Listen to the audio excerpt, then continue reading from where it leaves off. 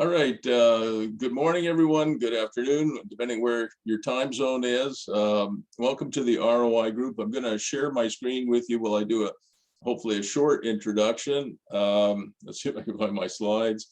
Here they are. And look, I really appreciate as we get closer to the long weekend, the Easter long weekend, Good Friday, whatever else you guys are doing, that you spend some time with us today. Just to let you know, usually we get about 50 people live, anywhere from 40 to 50, but as we get close to the long weekend, more people will probably be watching the recorded session that will be showing up. We have about 500 members in the group, and usually we get a few hundred watching this video. We do post it, Saad and Chris, unlisted on YouTube, so everybody will have the link, but it's not public.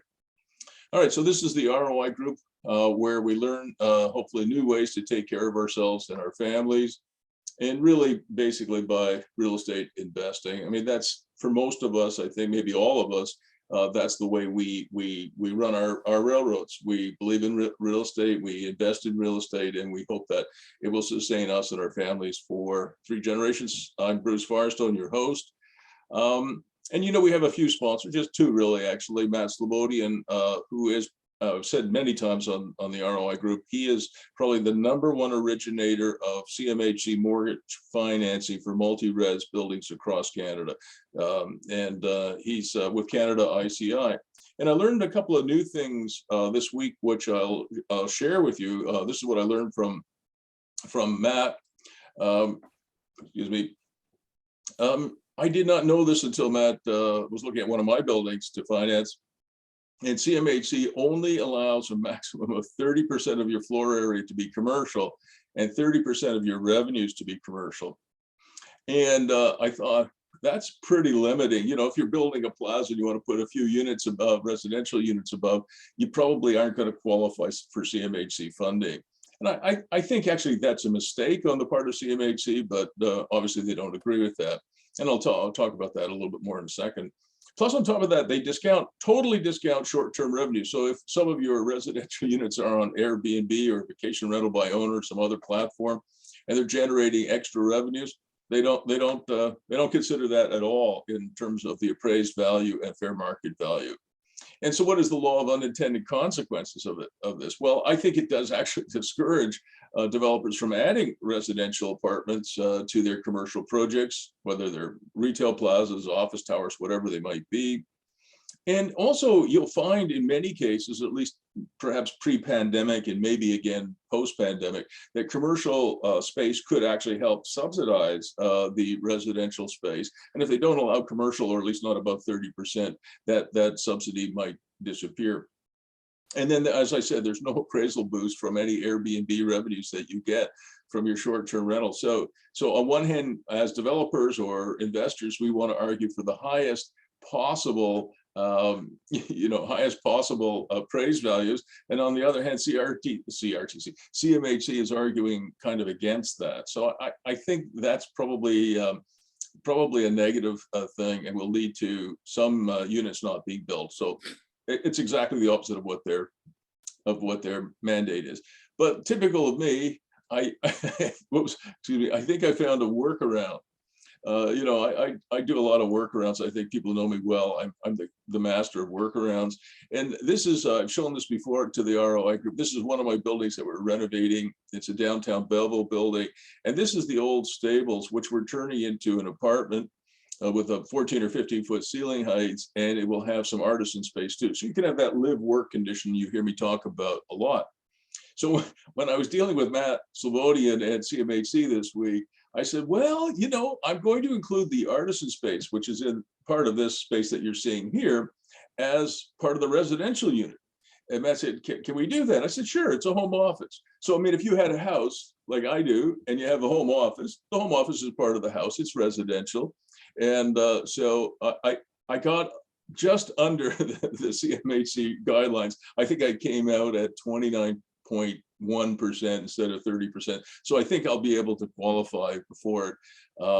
And there you go. So on the right hand side, you can see here's the apartment that's going into the stables here, and then here's the artisan space. But it is part of the home in the sense that it is a home office, even if it is a bit of a workshop as opposed to, you know, a fancy office. And just as a lead into what you're going to talk about today, Saad, I wanted to show, again, some of the stuff that I've been doing the last year in terms of tiny living. And I think, Saad, you know, one of my daughters is now living in her own tiny home that we built last year, grand total of 192 square feet. So she got an entire home in a 12 by 16 foot space. And these are just some pictures that we took. She's got a day bed there. She's got internet and whatever. This is, you'll see the inside of her place. She's got a cupboard and windows. In the cupboard, I don't know what these hooks are for, but I'm sure it's to hang things on, I guess. And so you've got a tiny cupboard that isn't very deep. And so I think rather than putting the hangers this way, the hangers go that way. I believe that's the case. Then she's got a full kitchen. It works. Everything's there. These are pictures just before the building was finished, but it is completely finished now, or almost. This is her bathroom on the left-hand side, another shot of her kitchen. There's her fridge. There's me taking a picture of her bathroom. There's just another view of her main living space. So there's only one problem, Saad, that she had with the space. She's got a pond right in behind her, and geese were invading. So they were waking her up. She doesn't like to get up early. She works late, but she doesn't like to get up early. So there was one problem. There were geese all over her pond. Now that's a problem because she doesn't like the noise, right? Geese do a lot of honking, but also they do a lot of pooping. And, you know, this is a swimming pond, but if there's enough geese poop in it and on the beaches, it won't be a swimming pond for very long. So what do you do when you have geese? Well, here's one solution. I call this solution A. I could give her my shotgun and she could start shooting them. I said, no, I don't think I'm going to do that. So we came up with another solution, which was this. We hired a coyote.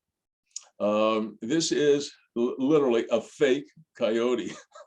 And she put it together and put him down by the pond. And oh my God, there are no more geese.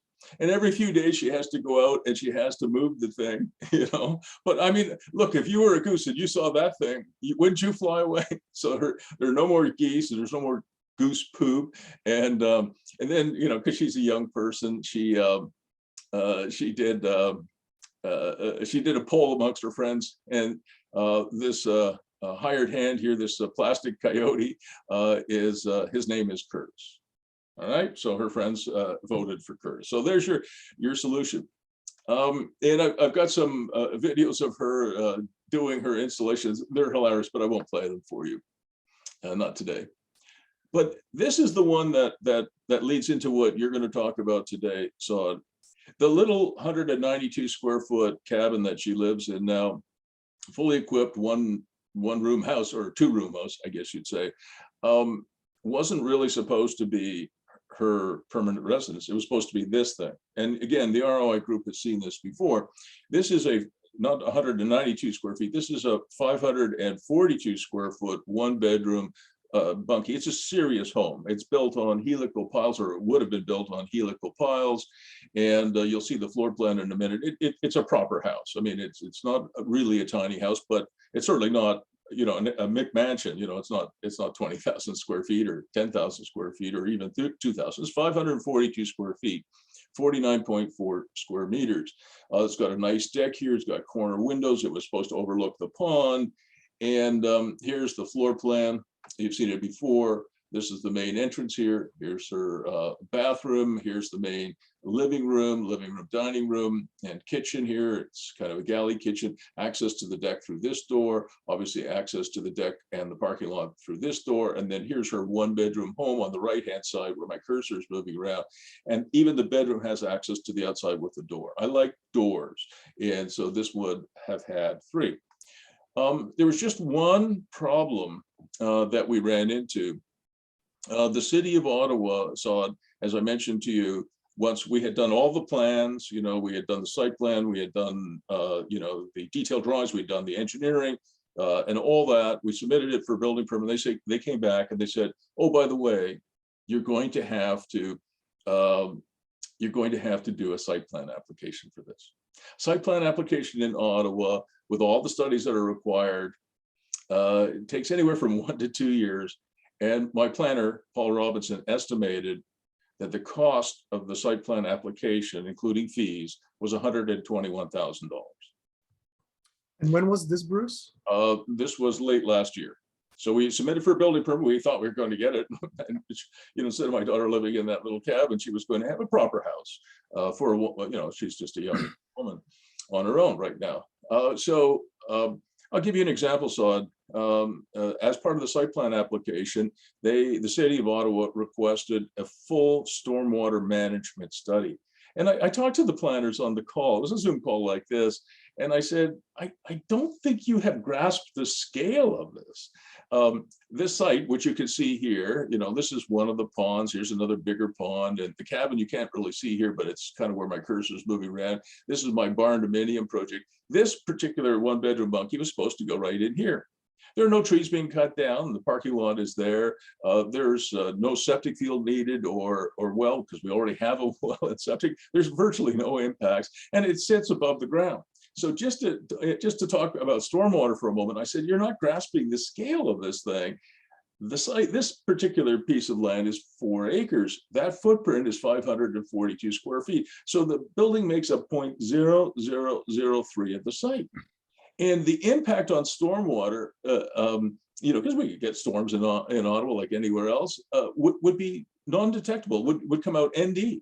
And it's a $14,000 cost. And those studies take time. And of course, they cost a lot of money. And any civil engineer would look at that and just laugh and said, I can tell you what my findings are going to be even before we do it. There is no impact, no detectable impact whatsoever on stormwater. So I said, I'm not doing it. And so we're in a big fight over this. And I'm getting help from one of my lawyers, Steve Shepard, who's also a sponsor of the ROI group. And I've got a few other people working on it too, because I'm really annoyed that this is excessive. And I'm sure I don't have to tell you, so you're going to talk a lot more about it, that cities and towns are not really helping us solve the affordable housing crisis, whether it's for your kids, I've got 5 kids I want to help, or it's just the average person.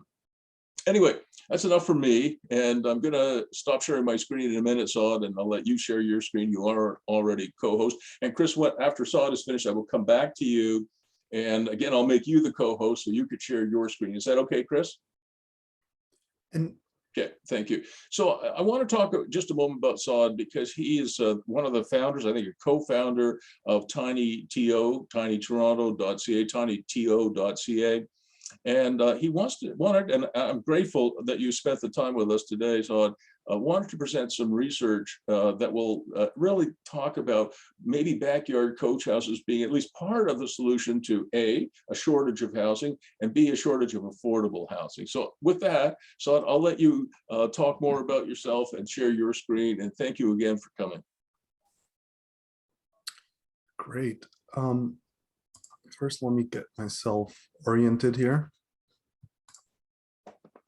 Bruce, I'm curious, the picture that you showed of your house with the barn and the stormwater, was the primary house the small one towards the left? What I have saw is, you saw the barn, right? There was a big barn there. So that barn, I built that barn one summer when I was bored, about 20 years ago. Curious. I'm not worried about the barn. Okay. I'm asking a real technical question. Okay.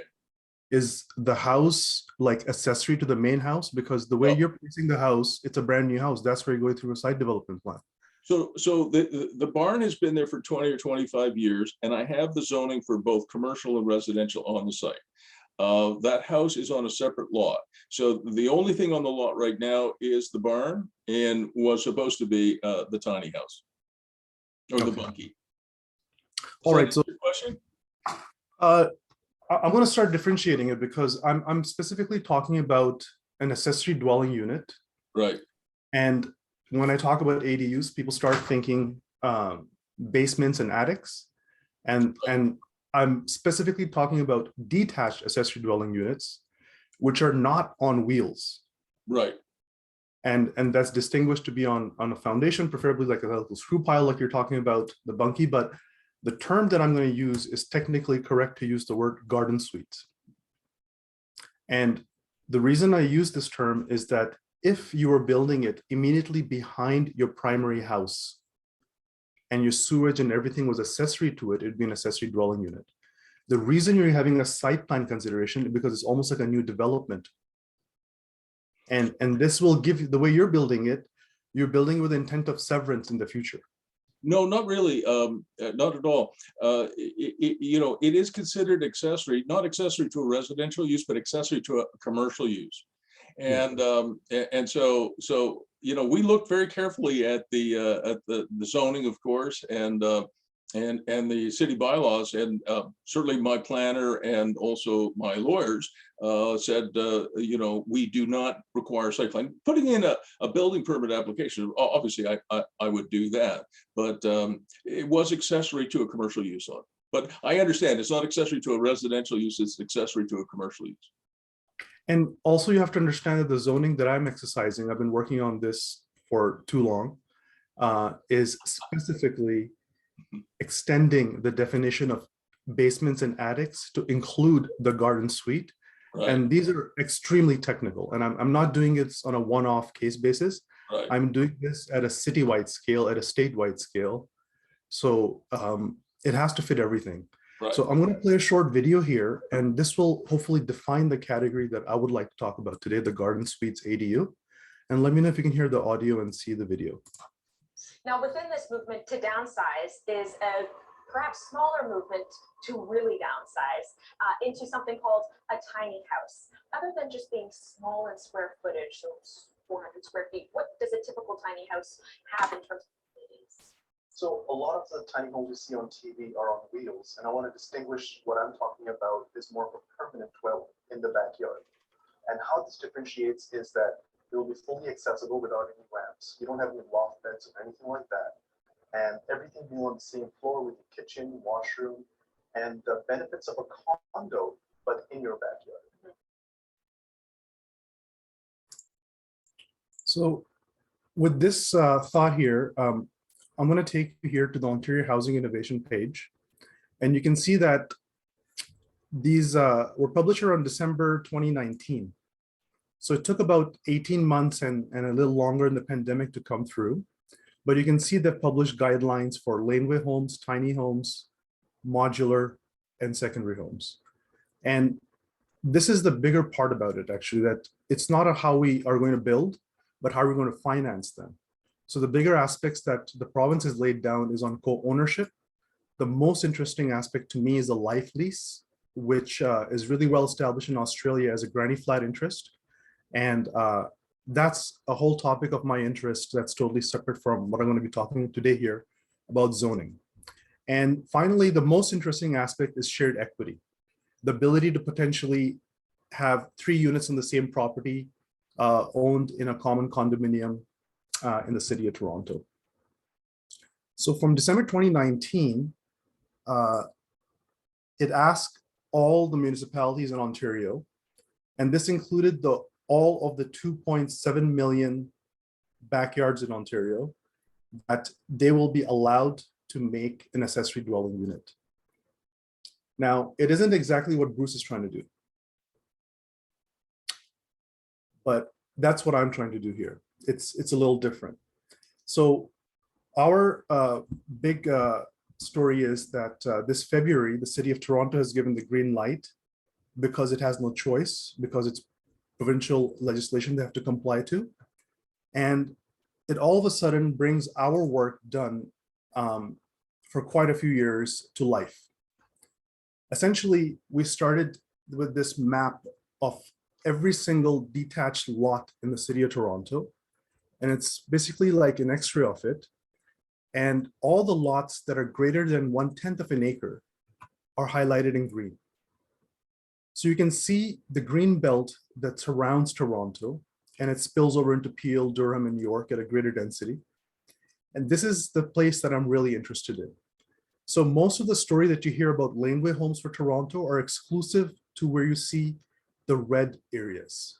And these are the century-plus old parts with laneways, and that is not of my interest, because that's a very small segment of maybe Hamilton, Kingston, Toronto. The oldest cities have a few lanes. Backyards are throughout the whole province. So when I showed this map to Kelsey, she was doing her master's thesis at U of T. She took all my research and placed it into context for city planners. And what I'm showing you today is all accessible on our website. So if you come to the research page, you can actually watch a short 6-minute video that'll explain the 3 papers that I'm going to talk about today. So you can revisit this in a brief format later.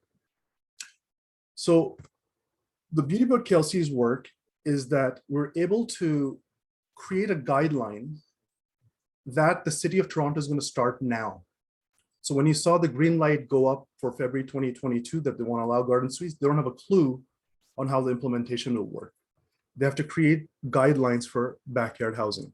So we created this in 2016 on what the city would be needing once they catch up with legislation.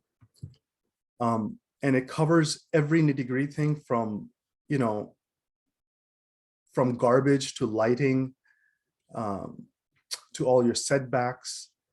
And you can imagine that when you are facing a city councillor, they're going to have expertise that you need solid credibility behind. So we've compared Vancouver, Victoria, Edmonton, Calgary, Saskatoon, Regina, Ottawa, Moncton, and only added Austin and Portland just to keep it Canadian so we don't get dismissed for our snow and whatnot. And what came out of this that I think is really useful for people in any municipality in Ontario is when you have negotiations with your municipality, that you can refer to these appendixes. And it covers it topic by topic and shows you how that issue was dealt with in other cities and what we've recommended for Toronto and the rationale behind it. That's really cool. That's very useful because I mean, so I don't have to tell you and the rest of the people on the call that if you could show that other cities are already doing something, it really helps convince planners that, you know, you're on the right track. And it also helps doing it 5 years ahead of them.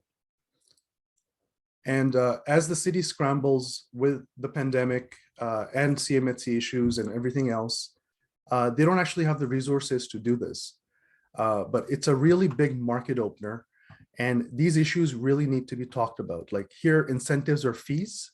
You know, this is where Bruce was talking about the number of units on how it makes it feasible. Like if you get the commercial unit and this 29% about constructing home office space, all of a sudden, all our tiny homes are a lot bigger. People actually want to have a physical separation of work. They want a 100-square-foot studio where they work.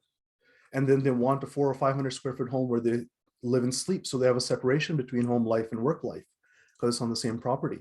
But there's many other implications of this as well. So can I interrupt just for a moment? I apologize. I didn't really understand that. Are you saying that you could have a 100-square-foot sort of mini office in your backyard and a coach house or a carriage house? Yes, and you'll still have to follow what the setbacks and the distances between them are. So on a larger property like yours, there's many creative things that are more easily possible. Because what you're actually doing is that you're inserting a suburban model into a rural context. So instead of having a 192-square-foot home, there's many different things you can do, but being accessory to the primary dwelling unit is one of the key things, because with all development, the municipality assumes you're going to sever the lot. And one of the conditionalities that all these cities met is a promise that this is going to stay accessory to the primary dwelling, just like an attic or a basement does. And what it also does is that all your utility servicing has to be from the primary dwelling. You cannot run fresh lines and have an independent utility system and call it an accessory dwelling unit, because that's a primary dwelling unit and it'll trigger a site plan and everything else associated with the full development. And you will not get the benefits of the blanket issues that are negotiated at the federal, provincial, municipal level as per the garden suite. Like the garden suite is such a hot topic that they had an ADU conference at the White House. The current budget in Canada includes a $7,500 tax credit for creating a granny flat. So it's really taking up momentum and space where it needs to. Parking, like these are one of the key issues that are resistant in suburban environments because where are you going to park the cars? So this solves it by allowing tandem parking. You know, they're not going to force you to create parallel parking, but you have deep driveways. That's a pretty simple solution, but it's a real zoning issue at the local neighborhood level. As far as affordability goes, whenever the city, how the city of Toronto has implemented it is that they have a $50,000 planning, permitting, surcharge, whatever you want to call it, access to build fee, and they'll amortize it over 15 years at $250 a month if you make it affordable housing.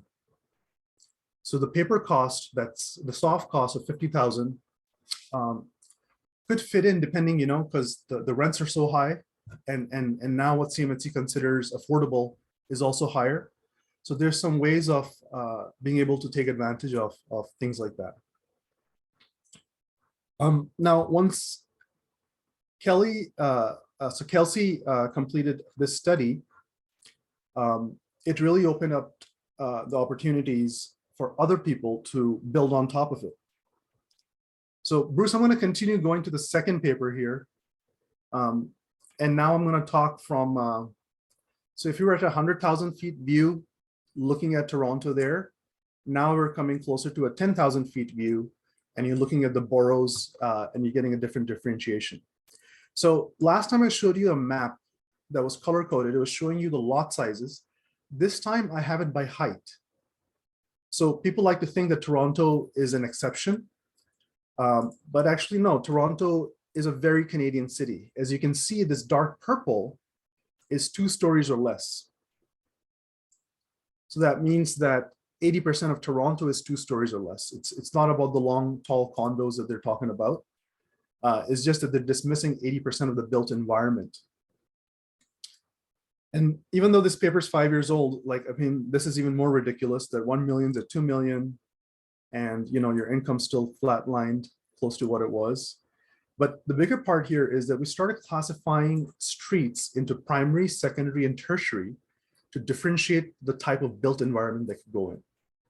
And this is going to be a bit more of an extensive planning exercise to see how would you do a whole suburban retrofit where, let's say, if you were to build condos, you know, you get permits of 500,000, 1,500 at a time. What if you get permits for a whole neighborhood at a time? So the whole neighborhood is zoned right.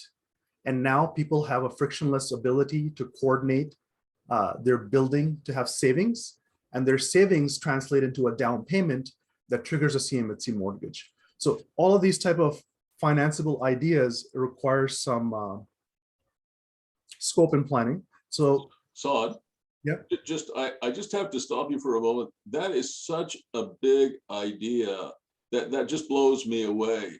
And I just wanted to reinforce for everybody who are watching this live and anybody who's watching it recorded, what Saad just said is, imagine if this entire neighborhood that's currently on the screen could apply en masse and be granted these rights en masse. I mean, that is, I mean, I know almost probably everybody on the call and everybody who will watch this has had sometimes very long and vexing experiences getting things approved by cities, whether it's in the States or in Canada. That is a brilliant idea. So did you come up with that idea? Bruce, when I started this in 2013, I traveled for 1.5 years to about 6 different cities that were doing it well. And what I quoted repeatedly, how Sydney gives you a permit for a granny suite within 10 days. And from the time they legislated it to 18 months since I found out, they'd built 7,000 units. California's legislation that we assumed Ontario is going to copy, we imagined all of that for Ontario 5 years ago. So that's the work that you're seeing right now. And they did copy California word for word. And that's exactly what they did. The whole province of Ontario has been upzoned. Every single detached lot has a right to build a garden suite. It is the law now. The ability for municipalities to frustrate you has passed. There was a pandemic, everything is over, the provincial elections on the line. They're going to deliver this. They have delivered it, actually. They're asking to do more, which is another topic. But when you look at the neighborhood, you know, you have to look at the utility lines, the different types of roads, where your schools are. There's a lot of factors going on, where your transit is running. So here you can see, I'm just curious, is this too small to be understood, or is this visible? Depending on whether you're watching it on your phone or on a computer, I've got big screens here, so I can see it perfectly solid. Okay. So this is just talking about the main primary road where your buses are running. And even though I'm just talking about building in the backyard, the current proposal of the province is talking about giving allowance of 6 stories as of right for all these primary road with single detached homes. And the 3 units per single detached lot would be exercised in the secondary roads, where you can have a bit more flexibility, and also extend to the majority of the tertiary roads that are including all the cul-de-sacs and like the garden variety of suburbs, you know, the 80% of the sea of suburbs that we have. So when you put your streets into these type of categories, you can start imagining things that you're maybe a bit more conventional to, like building on top of your house, building on the side of your house, and building behind your house. But all of these structures are attached. And there's a huge movement towards going towards net zero energy efficiency. And it's really difficult blending old and new systems together when you're sharing walls. So my attraction to go to the backyard is that I can actually forget about net zero. I can deliver energy positive and carbon negative homes because I'm building brand new, because I found 100,000 empty buildable lots in Toronto, serviced by TTC, schools, transit, everything that you are really desiring. So there's a couple of extremes. There's a very tiny little studio, like close to the 192 square foot unit Bruce was showing earlier, or there's an extreme about going nuts about it, as you see on the left, and you'd build a 2-story unit, you know, something even bigger than the main house. So these are the 2 extremes that we don't recommend. We don't recommend going double story, and we don't recommend going into a tiny studio. We really talk about the middle space where between 5, 6, 7, even 800 square feet, depending on the size of lot, of building a single story that will become the gold standard for accessibility and universal design. And just not having this imagination of loss or anything, like when you get out of your bed to go pee, it's not going to be a life hazard. And just simple things that are built into the concept for that are really essential for this audience. Now, what you actually get in your suburbs are closer to either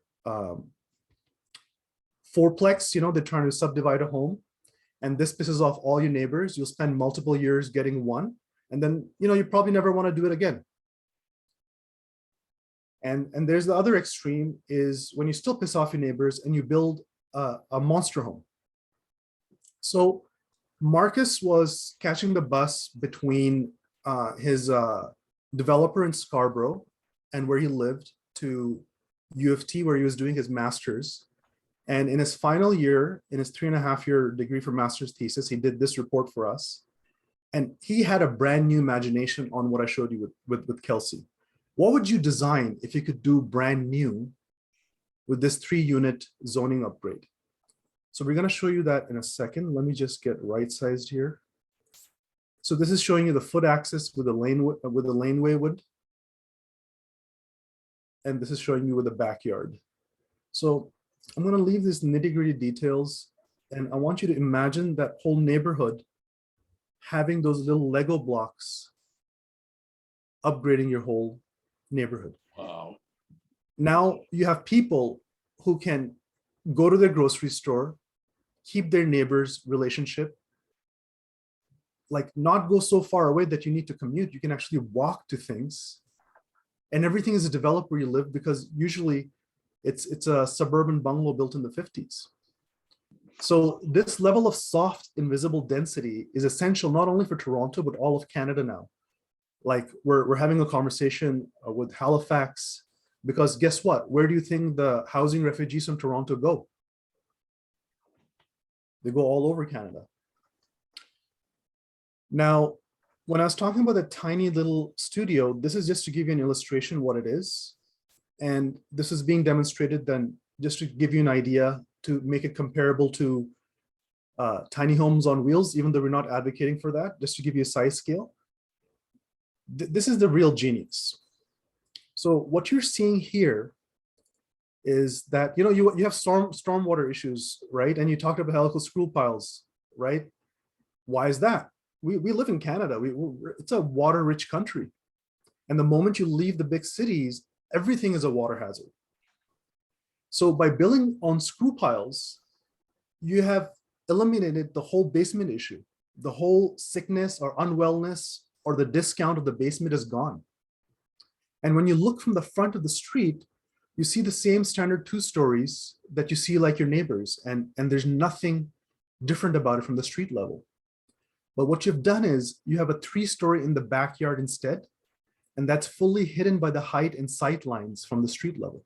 Wow, that's brilliant. And you've taken that basement apartment and it's a floating loft that creates a beautiful courtyard, which is a lot more useful than a backyard. And now you have 3 units for different stages of life.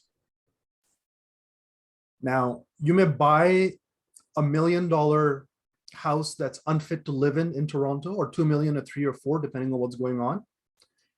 Then you may actually build a base of a garden suite in the backyard.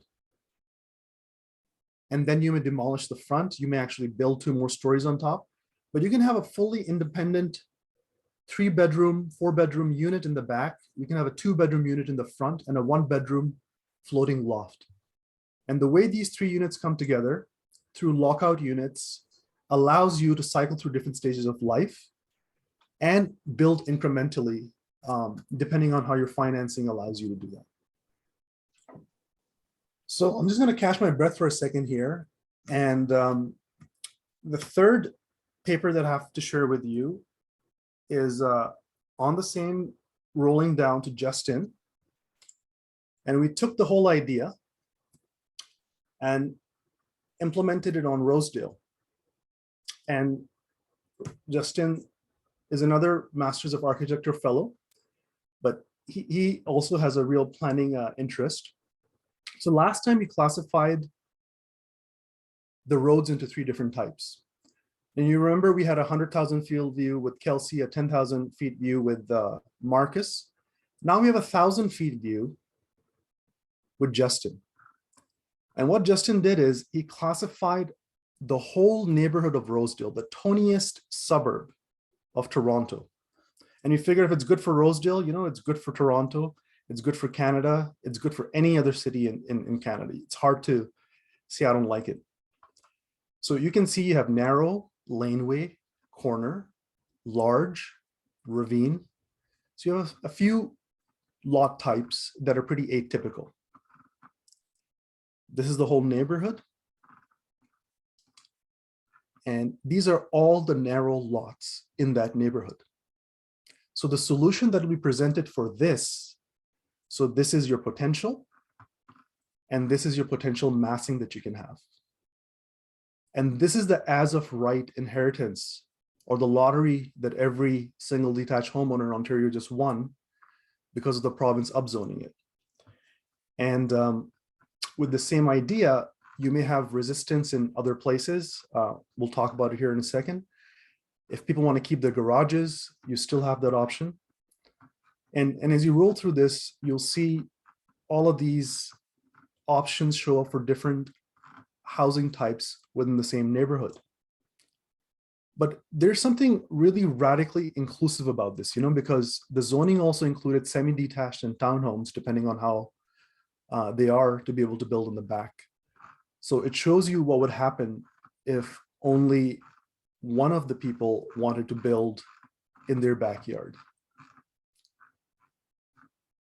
and the other one didn't. So all these varieties are here, but let me actually show you something else from Justin that will give more context.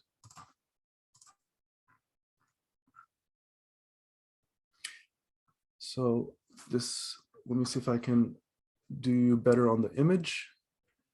So this is kind of the before and after to talk about the invisible density. That's how subtle it is.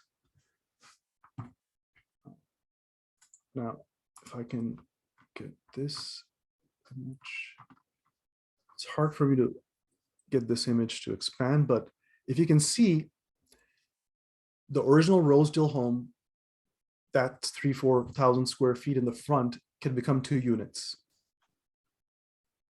And you'll see a tree here and barbecues on each side. So you have a green wall that separates the backyard unit. And now you have 3 full housing units where there was 1.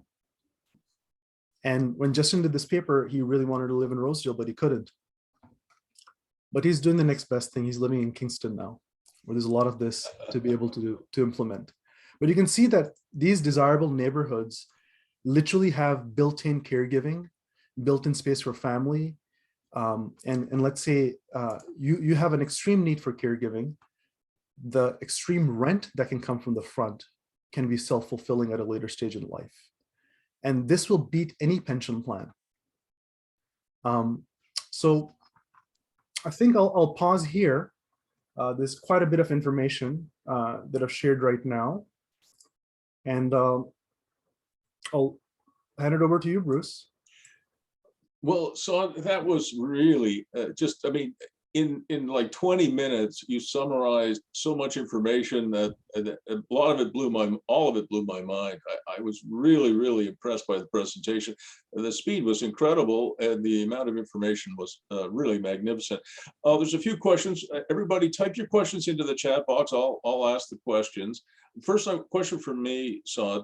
If I understand Bill 108 passed by the province, I think in 2019, it does allow everywhere in Ontario to have the main house with an in-home apartment and a coach house or carriage house or garden suite in the backyard. Am I correct in that? Sorry, excuse me.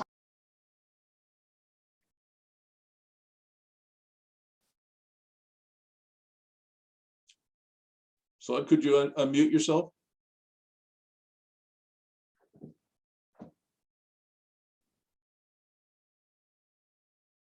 Saad, can you unmute yourself? You just if you move your cursor, the bottom left, there'll be a mute button or not. Sorry, there was some video that turned on and I couldn't control the audio, so I was just trying to. Oh, no problem, no problem. Yeah, I understand. Thank you. So Bill 108 was passed by the province of Ontario in 2019, and if I understand it correctly, it does allow, as of right, that you can have your house, whether it's in Rosedale or Rockwood Park in Ottawa, which is a very Tony suburb. You can have your house, you can have an in-home apartment there, maybe a basement apartment, attic apartment, whatever, and you can have the coach house or garden suite in the backyard, correct? They changed the or into an and. I think that's what they did.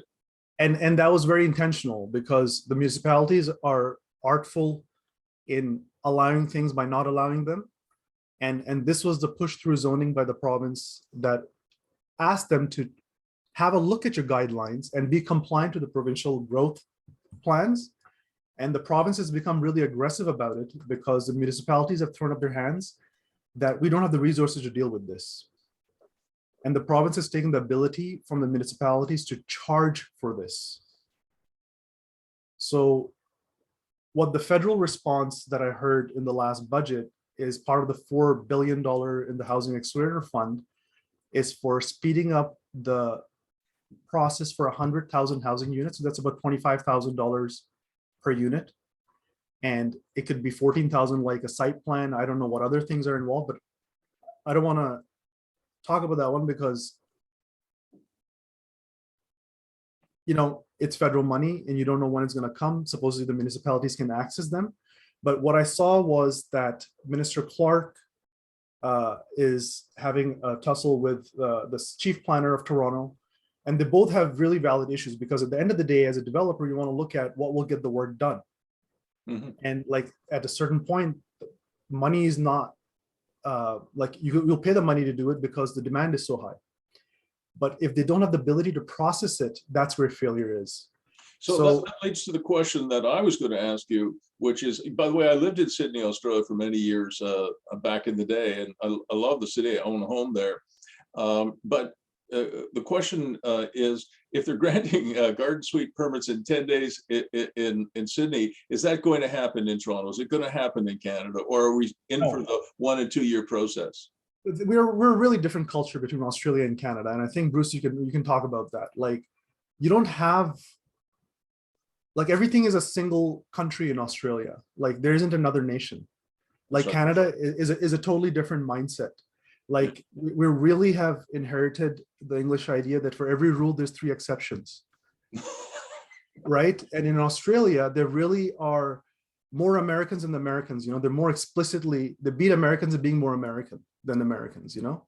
So the thing is that they face the housing crisis at a very different level than we do in Canada. They're next door to China like we're next door to America. So their rules are very explicitly clear.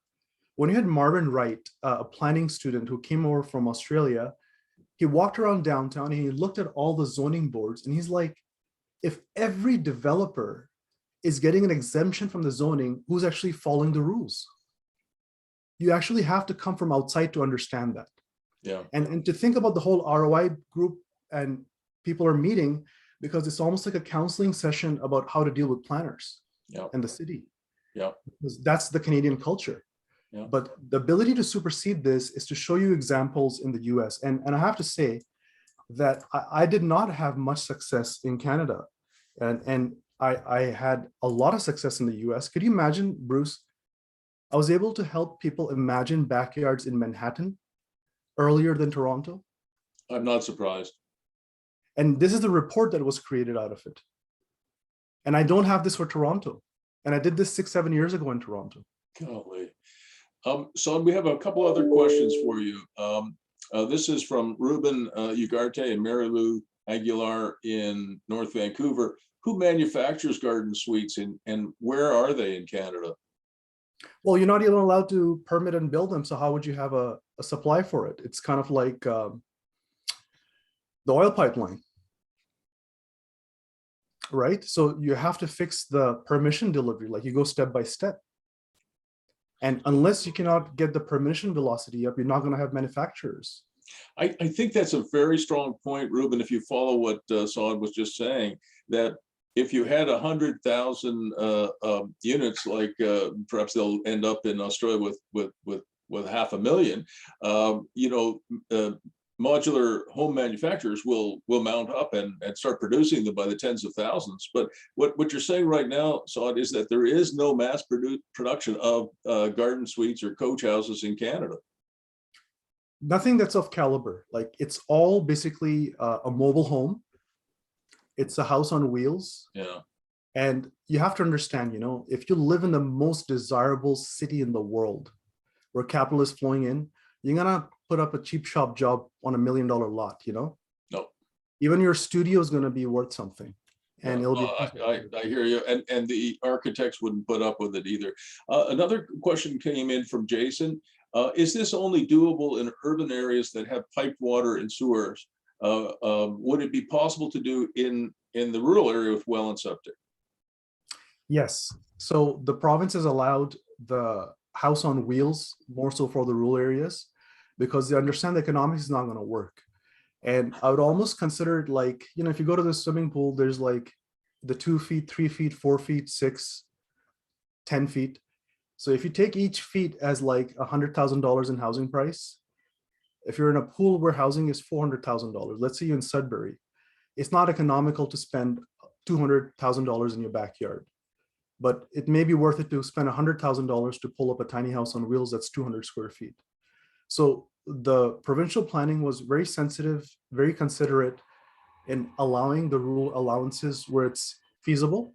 And then where you have a urban area where there's a suburban rural collection and you have shared utilities, then you could have the backyard homes that are connected to their septics. So there are really good options the way the province have done it. And it really opens up the market for all the 2.7 million single detached homes across Ontario. Now, if it's feasible or not, that's a financial question. So I would like to add to that.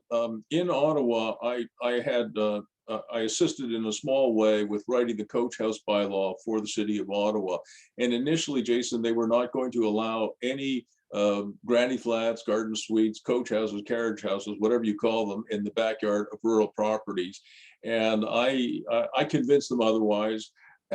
And so they did amend the bylaw. So now in the city of Ottawa, in the rural areas, rural parts of the city of Ottawa, if your lot is 2 acres or bigger, so 0.8 of a hectare or larger, you can have a coach house. So you can do it. But if you have a 1 acre lot or half-acre lot in the rural area, no.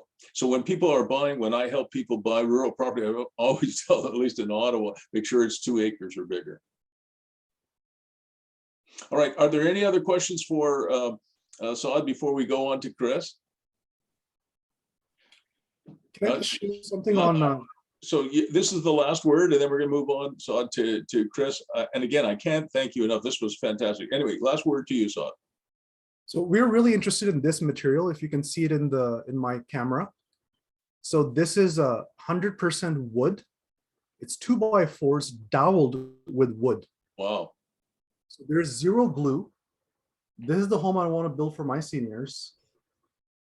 And this is the material that I want to use, Ontario fiber and Canadian built.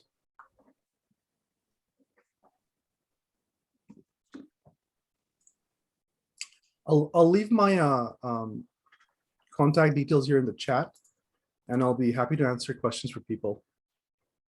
So everybody, check the chat box. Saad is obviously incredibly brilliant. He's probably got more depth of knowledge in this field than probably there wouldn't be many people in North America who would know it the way that he obviously does. And if you're thinking about doing something with coach houses in your city or town, reach out to Saad, and you'll see his momentarily. You'll see his contact information in the chat box. All right, now it's my turn to welcome Chris. And I've got one slide I just wanted to share with you before I turn it over to you, Chris. And let me just get back to the meeting here. Give me 1 second. So you guys can show your reactions for to applaud Saad, if you don't mind.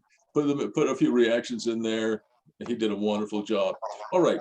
So Chris, where are you? I'm going to make you the co-host. Yes, you're now the co-host, but just before I turn it over to you, Chris, I'm going to share my screen one more time. And this is a picture I stole from Chris's presentation. You know, people are getting so clever. Saad, do you want to mute yourself if you don't mind? People are getting so clever with solar, and we're going to see some really fantastic things from Chris in a moment. You know, and this solar fence just took, you know, just it excited me that you could put solar, you know, maybe you could, one day we'll be painting our walls and we'll be producing power. And this was, I asked Chris to send me a bit of more information about him and what he's done. And I really like this part of his CV. I grew up witnessing firsthand. Saad, can you mute yourself? Somebody is not muted, so. I was on mute, but I think it's no. also Chris, maybe. Chris, is there something going on in the background there? No. No, okay, well, somebody else. I'll stop sharing for a moment. I apologize, and I'll see if somebody is you know, maybe we're getting Zoom bombed. I think everybody is muted, except for you and me, Chris. I don't see anybody else here. Anyway, okay, so I want to just go back. I'll just talk to the slide, and then I'll turn it over to Chris. Chris said, I grew up witnessing firsthand the terrible health and socioeconomic ramifications of bad environmental decisions. And when I read that, I realized that Chris is not just doing solar installs. He understands the finance, he understands the return on investment, he gets all of that, but he also, and he'll tell you more about it, I don't want to steal his thunder, he'll tell you more about it, why he's not just in it because of the ROI, or because he has knowledge in the field, but also because he sincerely wants to help because he's seen environmental catastrophes up close and personal. So with that, Chris, I'll turn it over to you, and you're welcome to share your screen. Great, thank you, Bruce. Thanks for having me. That was an incredible presentation. Thank you, Saad. That was, yeah, I've been dealing with the tiny home section now for the last couple of years. I'm glad to see that it's actually taking shape now.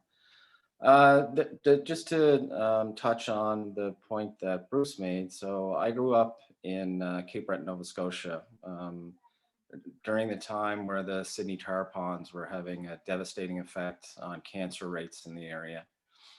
And it was something that it stuck with me my entire existence. And the same things are happening in different parts of the country right now, and continue to happen. Some of it's being mitigated, but a lot of it is just previous mistakes that we didn't know better at the time. Something I use on a regular basis are both of my grandfathers were coal miners in Cape Breton. And I call them energy pioneers at this point, because, you know, that's how they were making, putting food on the table for their families. But the ramifications of that now we're experiencing years later. I'll start sharing my screen now.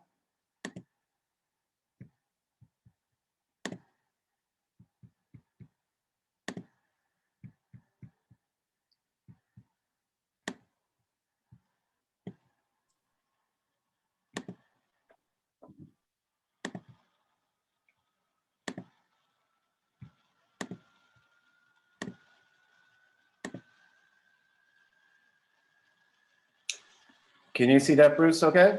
Beautiful. Great, thank you.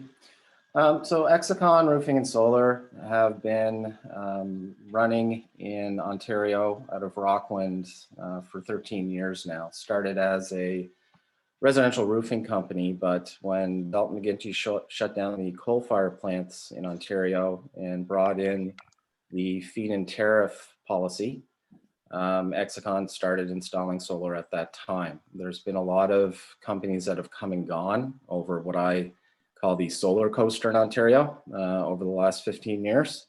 But Execon's been there since day one, and we continue to strive both on the innovation side as well as what we're doing as far as the impact in the industry, and I'll get into that a little bit later. So since December 1st, 2017 in Ontario, we've been granted the opportunity to net meter. And a net metered solar system means that you're producing your electricity locally and consuming it locally. You are interacting with the grid. There is no battery involved with net metering, simply the solar system itself and a bidirectional meter at the side of the house. So it's a bidirectional meter that calculates what you're both taking from the grid as well as sending to the grid at any given moment. With a net metered solar system, the first thing that happens is it powers the building that it's on top of. The second thing that happens on a good generation day is it exports excess electricity to the grid that you get credited for through your bidirectional meter with the hydro provider. So you're essentially using the grid as a bank account. So during daylight hours, you're making deposits. During non-daylight hours, you're making withdrawals. And it's important to set up the system size in a way where you're offsetting 100% of your electricity consumption for the year, because under our policy right now, if you don't use the electricity in one calendar year, you lose it. So it's important to pair the system size properly. The way that we figure that out in the initial stages for an existing home is by going through the hydro bill. And we ultimately look at the load profile for the building over one calendar year. And we break it down to peak, mid-peak, and off-peak. During the process of net metering, you're switching over from peak, mid-peak, and off-peak, so time of use rates, into tiered billing. And that helps with the one-for-one generation to consumption that you're doing with the grid through the bidirectional meter. It also is advantageous because now that you're producing your own electricity, you're never going into that second tier. So you're basically fixing your rate of electricity for the upcoming 25 to 40 years. After we generate your load profile, we're able to then start devising the system based on satellite imagery. So the satellite imagery helps us superimpose the best locations for the panels as far as orientation in relation to the sun, as well as a shading analysis that takes place. So the shading analysis helps determine what future generation is going to come from the system. And that's what helps us develop the most important part of the presentation, which is the financial analysis. So inside the financial analysis, we break down, on this sheet, it says payback period, but that's your return on investment. And those are coming in anywhere between year 9 and year 15, based on some of the variables that I spoke already. So that's the slope of the roof, the shading that's going to be incurred. And then we factor in losses like the degradation of panels over the years. That helps develop the levelized cost of electricity. So that's what you're basically fixing your cost of electricity now for, again, the 25-year manufactured warranty for the panels, but the system is expected to last for 40 years. We've done a great deal of government collaboration and industry relation in the last 5-6 years. So I helped generate a document for NRCan that is a guideline for home builders to building net zero homes. And the net zero aspect has really come into play, particularly in the last couple of years, based on some of the policy under the Trudeau government. When we're dealing with a net zero build, it's a little bit of a different makeup because just like Zad was saying, when we're building a new home, the R value in the walls and windows and door, all the insulation, the building envelope as a whole, it's much easier to get to net zero as opposed to a retrofit. But even with retrofits, we're now able to get to net zero with some building envelope improvements in conjunction with generation on the roof. The home energy audit is key in a lot of ways. So it gives me a gigajoule number to work with. I offset that gigajoule number with a kilowatt hour production number on the roof. And ultimately, that's what's going to lead to the net zero certification. Net zero certification is becoming more and more important. So in Ontario, for instance, the home builders right now that I'm working with, and these are both custom builders, but also track builders like Minto, Tamarack, Tartan, a slew of others. It's going to be code by 2030 or earlier to build to net zero standards. So having a home energy audit in place, whether it's a retrofit or a new build, is key to that whole process. Some legislation that the federal government are working on right now is to make it necessary to do a home energy audit as soon as you plan on selling your home. So that isn't in play yet, but it's something that was introduced a couple of months ago by the federal government. When we're designing a new home, we're able to use the satellite imagery that's available to us, as well as the design drawings to locate the house where it's going to be situated on the planet. That allows us to develop a shading analysis early on, which helps with knowing what generation we need to get to net zero certification, or simply to figure out what the best scenario is for a net metered situation. When we're going through that process, we're designing not just individual homes now, but entire neighborhoods. So this is a net zero neighborhood located next to the experimental farm in Ottawa. This is one of 2 net zero communities that we've built in the last 12 months. This is an installation in Greeley that took place a year and a half ago. And what we've seen from that installation, because it is on the front of the house, which has a south-facing orientation, because we use black on black panels for this project, since then 3 of the neighbors have switched over to solar just in the last calendar year. When we're looking at generation, and Bruce brought up this slide a little bit earlier. So on the innovation front, the people think it's like Moore's law, where every 6 months it's going to be half the price and twice the capability. That is simply not the case.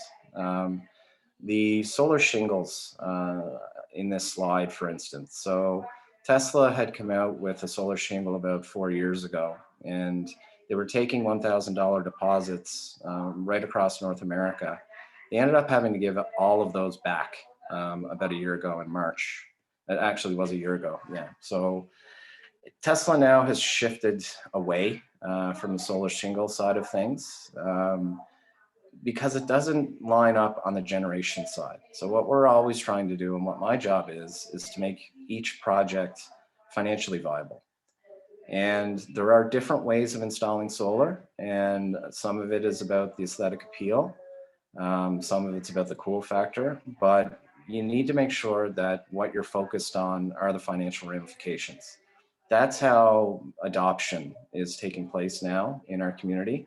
And it's how we promote advocacy within the industry. It's when the project makes financial sense, that's when people want to talk about it. This is another net zero community that we've worked on in Westport, west of Ottawa. And this is done by Watercolor Westport, Landark Homes. And in this instance, we were able to get to net zero certification with zero export.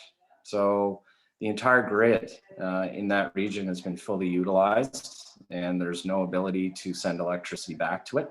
A lot of it had to do with a lot of people leaving and some manufacturing plants shutting down. So we couldn't export any electricity there. We couldn't do net metering, but we still got to net zero certification. And so watercolor is actually very apropos. I find that the policy and regulatory side of things doesn't always line up in our favor, but the technology is like water. It always finds a way. And that's what took place with this particular project. So all of these homes are net zero, and they're all installing both solar as well as battery. And when we bring the battery into play, it is an additional expense, but in this particular instance, it was necessary to get to net zero certification. We've been doing projects all over the country for the last number of years, some of them in First Nations communities, some of them near the North Pole at an NRCan research facility. This is a First Nations community next to Cochrane, Ontario, where now the entire community is net zero, running off solar, and we fuel switch them away from diesel. This is 1,000 panels on a school in Orleans that we installed midsummer last year. And it's offsetting, I believe it's 67% of the electricity load for the entire school. This is a project that I did through the Climate Action Incentive Fund. This is in Barrhaven, the Longfields Drive project that we did with the Campanelli brothers. Yep. These are multi-unit residential buildings that are being fully powered by solar. So one of them is 16, the other 2 units are 12. Chris, can I ask you a question? Yes, of course. I apologize for the background noise. It's none of our participants. We're getting Zoom bomb. Sure. But we can all, I think everybody can hear you fine. But we got a great question here from Duncan. He says, and this, I stopped you here because it's very relevant. He asks, would there still be a cap installing solar panels on rental properties? If you had a duplex and the tenants are paying the hydro, if you put in the solar panels, they pay less than hydro. So how do you square that circle? So in this instance, there was a third-party metering company hired by the developer. So it's the actual owner and developer of the building who now became the hydro provider. Oh. So yeah, so the Campanelli brothers in this instance became Hydro Ottawa. Isn't that interesting, Duncan? That is really clever. I would not have made that conclusion. Another question came in, Chris, for you from Cyrus, and that is, he currently has a short-term rental. Maybe it's an Airbnb unit, so it's not his primary residence. If there are any grants out there, would he be eligible for them, even if it's not his primary residence? It really depends on where you live right now, because there's municipal, federal, and provincial grants, incentives, lending mechanisms that are available right across the country. Yesterday, if you were in Kingston, then you could get a zero interest loan payable over 20 years to do energy efficiency retrofits. So we've had that in place at the City of Ottawa since October, and it just took shape in Kingston yesterday. So for instance, in Alberta, which is an unregulated market, they're able to set up virtual and third-party net metering where they could generate electricity similar to here and then sell it to like a corporation that's downtown who want to get to net zero certification. So it really depends on the region that you're in. And a lot of the policy and regulatory side of things is changing on a very rapid pace. A lot of it has to do with climate change mitigation. So the net zero aspect in Canada right now, a lot of it was driven by Greta Thunberg showing up at the UN and convincing countries to declare that they're going to be net zero by a certain date. Catherine McKenna, who was the Minister of Environment and Climate Change at that time, did a press conference from my office 3 days later declaring that they were going to go to net zero certification. And some of the grants that we're seeing that are being handed out right now were because of that 2019 campaign. And a lot of it we saw in last week's federal budget. So it really depends on the region that you're in. And that's part of my job, is making sure that all of the projects, if there is government grants or incentives or lending mechanisms, that's the type of thing that I help guide you through the process on. So Chris, before we end today, will you be able to put your contact information in the chat box so everybody can get that too? Yes, of course. All right, and another question came in. Ruben and Mary Lou have purchased a property on a Gulf Island off the coast of Vancouver Island. And they're asking, is there an optimal orientation of the building to maximize solar power production? It used to be something where we were only putting panels on the most advantageous south-facing surface area. That's changed in the last 5 years because we're able to optimize systems. So previously it was like National Lampoon's Christmas Vacation. When one goes out, they all go out. Because we're able to optimize systems now, we can put them south, east, west, and even north if we're going for a certain certification or setting off a certain gigajoule amount. But if you have your roof angle at about 35 degrees, facing perfectly south, that's going to be optimal for generation. But it's less and less of an issue all of the time. Not so much on the solar panel side of things, that technology, but the infrastructure around the system itself. So the inverter, the optimization, and the cabling. If Ruben, Mary Lou, look at this picture on the screen here, you'll see that the panels on these particular multi-res buildings are all over the place. Some of them face south, some of them face, I think, maybe north. That's correct, yeah. And it really is about trying to hit a certain amount of generation based on the load profile of the buildings and the human beings who are living in them, as far as what their habits are.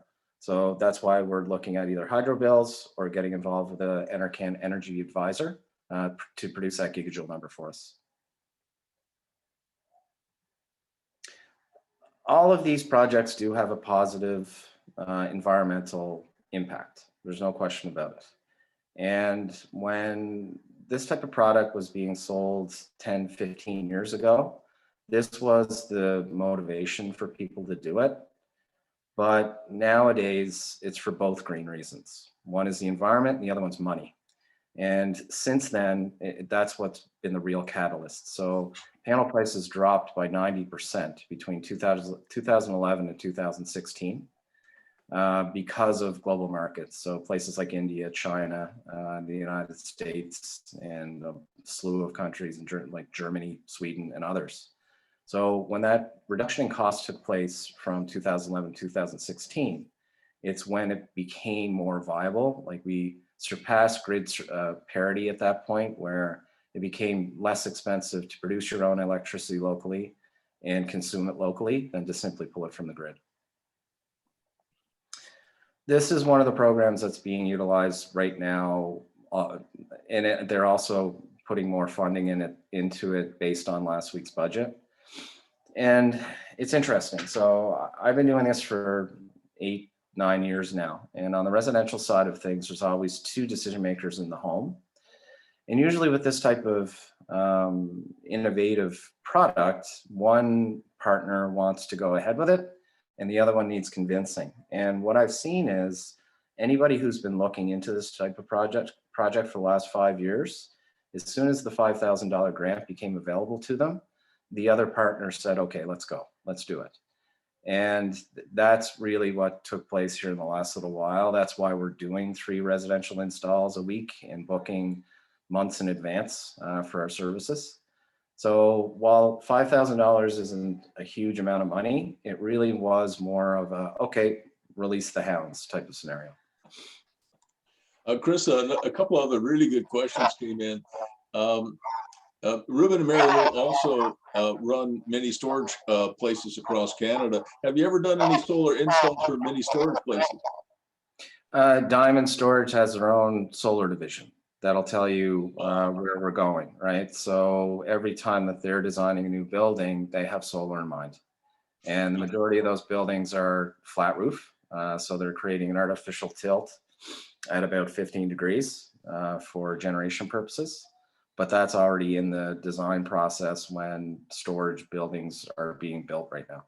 So Ruben, the next building you build, you might be thinking about the orientation and the angle of your roof.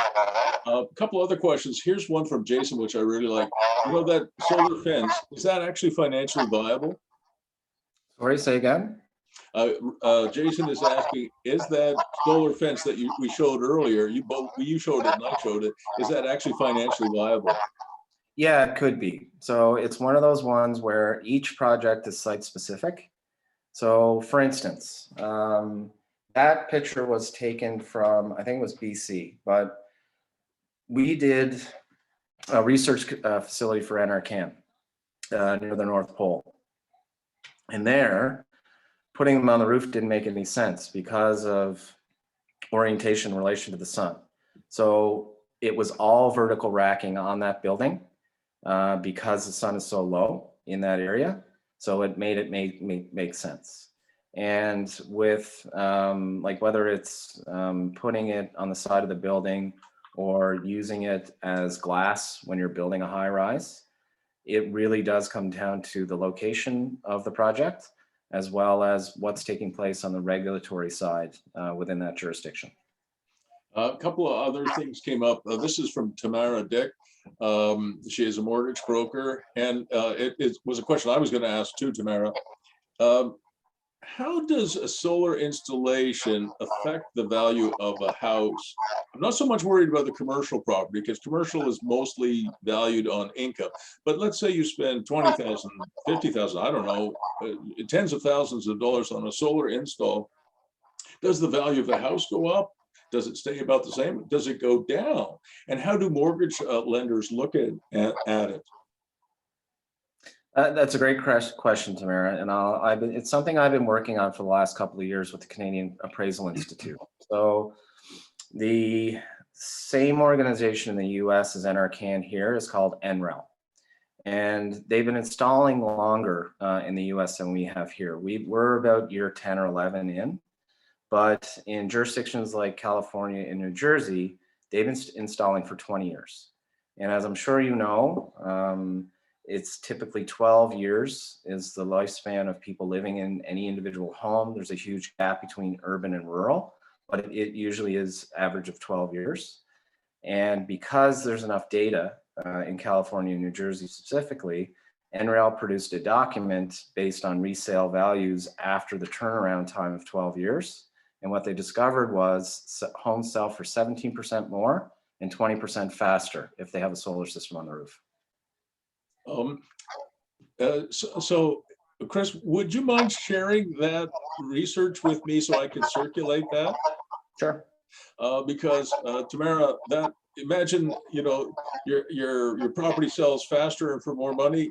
That I didn't expect that answer. I think that's terrific to know, and I'd like to have the research so I could back that up. So we have another question here from Ken. You know, Ken, you're asking about the previous speaker, Son. What's the magic trick for well and septic and an ADU? The ADUs, at least in Ottawa, can only be built on land sizes, lot sizes that are 2 acres or bigger. So other than that, there is no trick. And now the second part relates to you, Chris. Does solar make as much sense in the rural area as it does in the city, or is it the other way around? Up until November 1st of 2021, it made a lot more sense to do it in rural areas. And the reason being is because in Hydro One territory, there was no net metering fee. But as of November 1st, 2021, Hydro Ottawa got rid of their net metering fee, and now it doesn't matter. So it really does. So that it's the Hydro Ottawa and Hydro One are called LDCs, local distribution companies, and they have their own internal administrative fees. We're able to offset both your kilowatt hour consumption as well as your variable delivery. So in Hydro One territory, delivery is a huge part of the bill, and we're able to eliminate that with solar on the roof. So the answer to your question is, up until recently, it made more sense rurally, but now it's the same thing.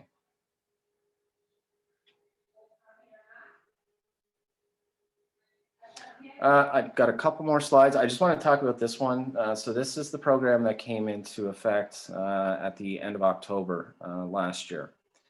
And the first round of funding was done through the Federation of Canadian Municipalities at $8 million. And they were planning on spending that over 3 years. And we've utilized that in 3 months. So the second round of funding is coming from Van City.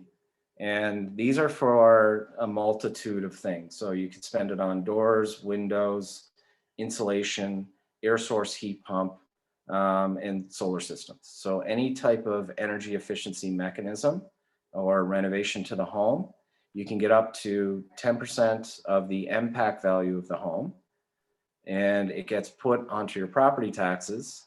So now it's simply a diversion of funds away from what you would have paid Hydro Ottawa. You get to add an asset to the building. You get to help reduce your carbon footprint and increase the value of the home, and payable over 20 years at 0 interest. So it really is now somebody else's money to add an asset and become an environmental steward. So again, this program that was supposed to roll out over 3 years, it's been fully utilized in 3 months. There is going to be a second and third round. So it's something that a lot of clients, and again, that home energy audit is the catalyst for starting that process. So there is some guidance that needs to take place when you're going into any of these scenarios, when you're dealing with either the municipality, the province, or the federal government. These are the other things that people say after they've installed. So when I'm going through a presentation, it really is like a financial document based on the generation, the shading, type of materials that we're using. But here's what happens 2 months later after I speak to an end user in a follow-up phone call. And what it does is it reduces what I term energy anxiety. And energy anxiety is twofold. So it's putting on a sweater in the shoulder seasons as opposed to turning on the heat. It's opening the windows instead of turning on the air conditioner.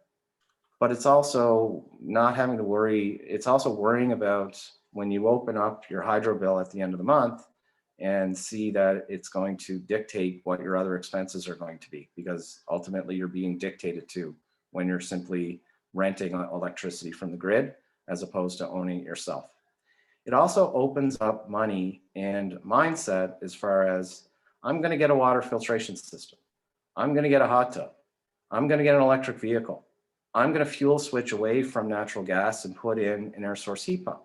All of these things become viable options when you now are producing your own electricity and consuming it yourself. A lot of people are doing this, again, still for environmental reasons. And what I find is the advocacy side of things takes place upon your first hydro bill after generating for a month. It's the term I use for that is like, how long does it take to find out if somebody's a vegetarian?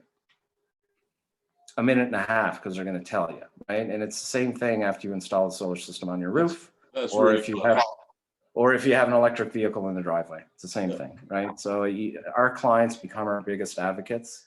They all have energy monitoring apps on their phones. So now that people are actually able to see one another in person again, They're showing them their phone. They're saying, look at what my roof is doing. Look at the amount of electricity that I'm generating. Look at the amount of money that I'm saving. And also the environmental impacts are all located on your phone. So it's those types of tools that are good for peace of mind for the end user, but are also excellent marketing tools for us as well. That's fantastic, Chris. A couple of things that have been put in the comments. One of our listeners today, or viewers today, said that when he got his home appraised after doing a solar install, the appraisal was greater than his cost. So if he spent X number of dollars putting the solar install, he got X plus delta X as part of the appraisal. So Tamara, that's a good news story, that it's a positive gearing. You know, you could do lots of things to your home. For example, you could spend $100,000 on a backyard pool and it adds no value to your house.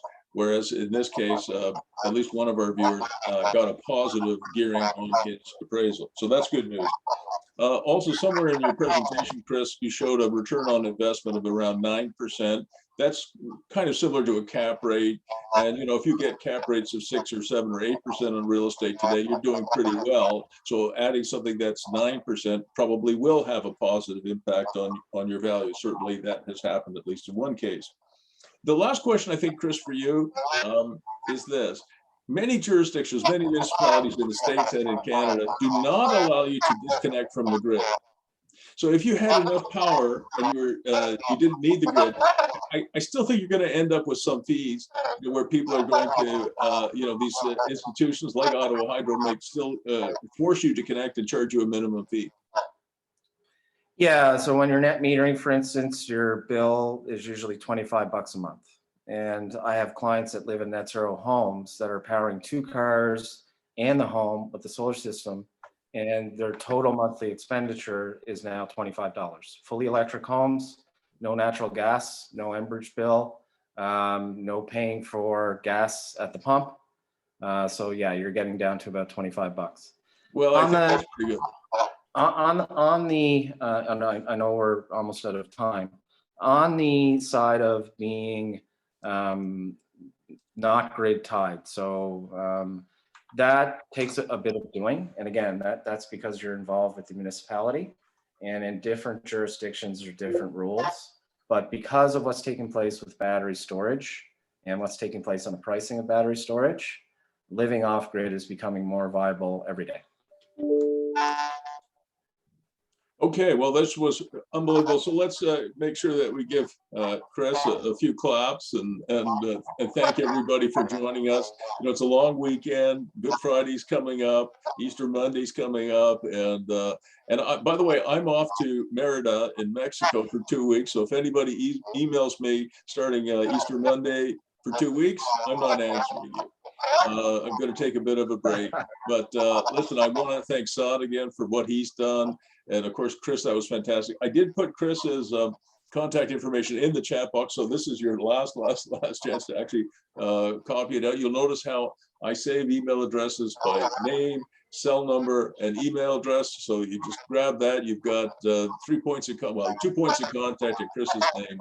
So Chris, a fantastic job. You really opened my eyes to a lot of new things. And I do think when you're starting to get 9% return on investment, that you've crossed the threshold where people will get, most people don't make 9% on their mutual funds or their tax-free savings accounts or even their 401k. So 9% is pretty good, and I want to salute you for all the work you did, and you're helping to solve some really serious environmental issues. I'll see everybody next day. Thank you so much for coming. Bye, guys. Thank you. Thank you. Thanks, Bruce. All right. Bye, everybody. Thank you. Happy Easter. Happy Easter.